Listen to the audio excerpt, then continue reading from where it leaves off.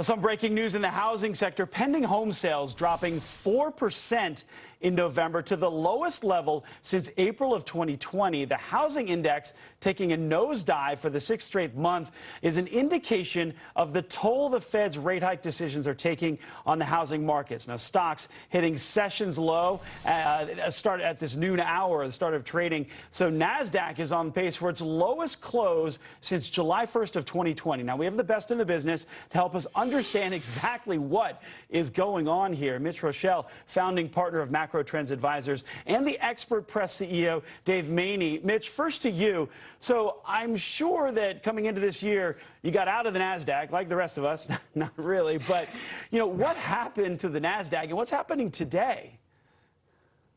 Well, Edward, good to see you. The NASDAQ is really the place where all the growth companies rest, and many of those growth companies benefited greatly from the shutdown of the economy. The Zooms of this world, the Ubers suffered, but other companies like Peloton thrived because we were locked at home.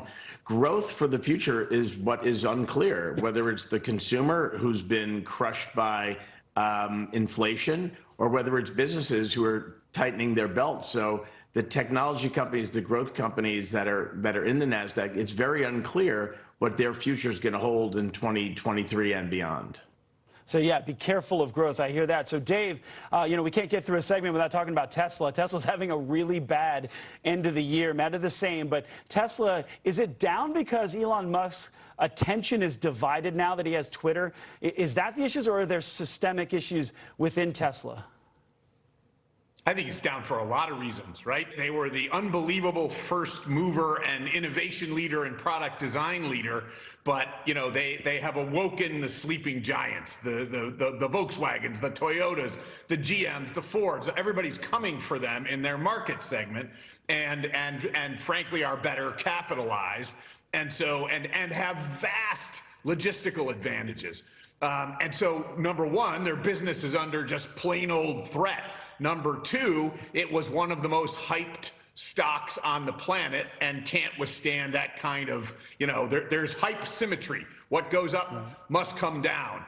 And then third, the distraction is massive. I mean, there's no other company that has a CEO that's pulled in 4 or 5 different directions and plays that role in 4 or 5 places. He's superhuman, but he's not mega superhuman, and it's all coming to rest now. Yeah, he's even being pulled into space. Yeah. So, Mitch, are you making moves now then in this week that's traditionally lighter volumes this week towards the end of the year, or should investors wait to maybe the next jobs report comes out, see where the market's heading? Because it seems like the market doesn't really know what it wants. The market definitely doesn't. And Edward, you're on the front line talking to the Fed chair and other Fed governors, so you're well aware that this market is hanging on the every word from the Fed because it's been addicted to the stimulus coming from the Fed for so long. And then since the Fed keeps saying we're data dependent, they're addicted to trying to parse through the data. There could be a data drop at 8:30 in the morning, and by 11 o'clock in the morning, they've already figured out what they think the Fed's going to do with that data, and they've reversed course from the way they felt at 8:30 in the morning. So I think it's going to be very hard to navigate these waters until we have a better sign of when the Fed's going to slow down with the interest rate hikes.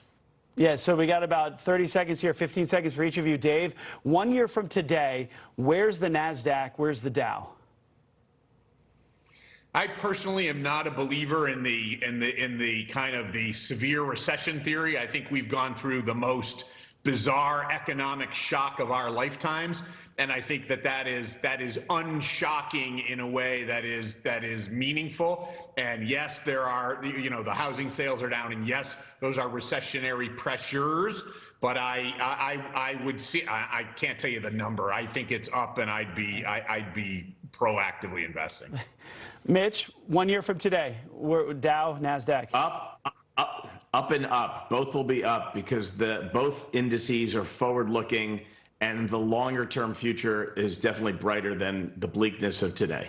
Right. Dave, Rich, Mitch, I appreciate it. Thank you for your insight on this. Obviously, this is something we're going to be following throughout the rest of the year. Appreciate it.